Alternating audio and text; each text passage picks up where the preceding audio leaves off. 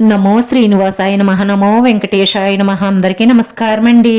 ప్రతిరోజు రాశి ఫలితాలు తెలుసుకోవడానికి ఇంకా మన ఛానల్ సబ్స్క్రైబ్ చేసుకోకపోతే ప్లీజ్ సబ్స్క్రైబ్ చేసుకోండి. లైక్ చేసి మీ పూర్తి సపోర్ట్ మన శ్రీనివాస ఛానల్ కి ఇవ్వండి. ఈ వారం రాశి ఫలితాలలో గోచార్య రీత్యా వృషభ రాశి వారు ఎటువంటి శుభాశుభ ఫలితాలను పొందుతారో తెలుసుకోవడానికి ఈ మన వీడియోని ఎక్కడా స్కిప్ చేయకుండా చివరి వరకు చూడండి. మీ భాగస్వామి ప్రేమని మీరు పూర్తిగా అనుభవించబోతున్నారు. ఈ సమయాన్ని వృధా చేసుకోకుండా ప్రేమ అనుభూతులను పొందండి. మీరు ధైర్య సాహసాలతో ఉంటారు. ఎక్కువగా మీపై మీకు నమ్మకం ఉంటుంది. ఎవరితోనూ కూడా మీ మనసులో ఉన్న రహస్యాల గురించి చెప్పకండి. దురాశతో పరోబాలకు లోన్ కావద్దు. పరస్పర సంబంధాలను మెరుగుపరుచుకోండి. బాధ్యతగా ఉండండి. పనిలో అప్రమత్తత పెంచుకోండి. లావాదేవీలలో స్పష్టంగా ఉండండి. న్యాయపరమైన పనులు ఊపందుకుంటాయి. అవసరమైన ఖర్చుల కోసం అప్పులు చేసే అలవాటును మానుకోండి. వ్యాపారం విస్తరించాలన్న ఆలోచనలో ఉంటారు.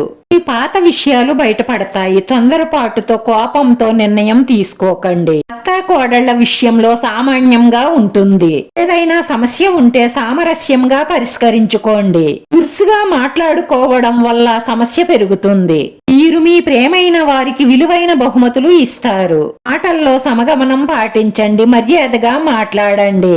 అందరితో కలిసి ఉండడానికి సంప్రదింపులు చెయ్యడానికి ప్రయత్నించండి. మీకు తెలియకుండా మీకు రహస్యంగా చెడు చేస్తున్న మీ రహస్య శత్రువు ఒక స్త్రీ అని ఈ వారంలో మీకు తెలిసొస్తుంది. ఇప్పటి వరకు మీకు వస్తున్న కష్టాలకు బాధలకు సమస్యలకు కారణం ఈ స్త్రీనే అని మీకు తెలుస్తుంది. కానీ ఈ విషయాన్ని ఎవ్వరితోనూ షేర్ చేసుకోకండి. శత్రువుల నుంచి మీకు ఎటువంటి హాని జరగకుండా ఉండాలి అంటే ఈ చిన్న పరిహారం చెయ్యండి. మంగళవారం రోజు తలారా స్నానం చేసి ఆంజనేయ స్వామి ఆలయానికి వెళ్లి ఆంజనేయ స్వామి ఆలయంలో నూనెతో దీపాన్ని వెలిగించి జై బజరంగబలి అని 9 సార్లు జపిస్తూ ఆంజనేయ స్వామికి తమలపాకుల దండ సమర్పించండి. ఇలా చేయడం వల్ల ఈ శత్రువులు చేసే కుట్రల నుంచి మీ కష్టాల నుంచి దూరం అవ్వచ్చు.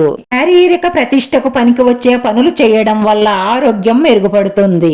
స్త్రీతో సంబంధం స్నేహం మీ వైవాహిక జీవితంలో మీ ఇద్దరి మధ్య అగాధం ఏర్పడుతుంది. జాగ్రత్త.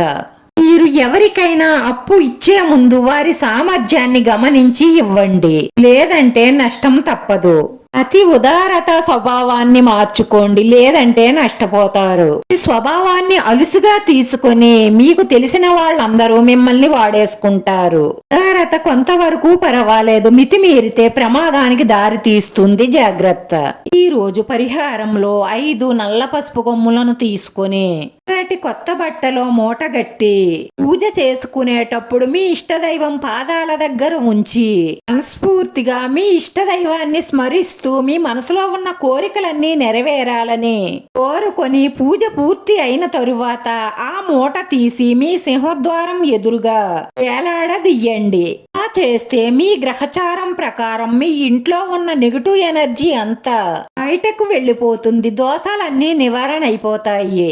మీకంతా శుభమే కలుగుతుంది. మీ మనసులో ఉన్న మంచి సంకల్పాలన్నీ నెరవేరతాయి. మానసిక ప్రశాంతత లభిస్తుంది. వీడియో నచ్చితే లైక్ చేయండి. మీ లైక్ మాకు ఎంతో విలువైంది. మీరు లైక్ చేయడం వల్ల ఈ వీడియో ఇంకొంతమందికి చేరుతుంది. మన శ్రీనివాస ఛానల్ ని ఆదరించండి. అందరికీ ధన్యవాదాలండి. నమో వెంకటేశాయ నమః.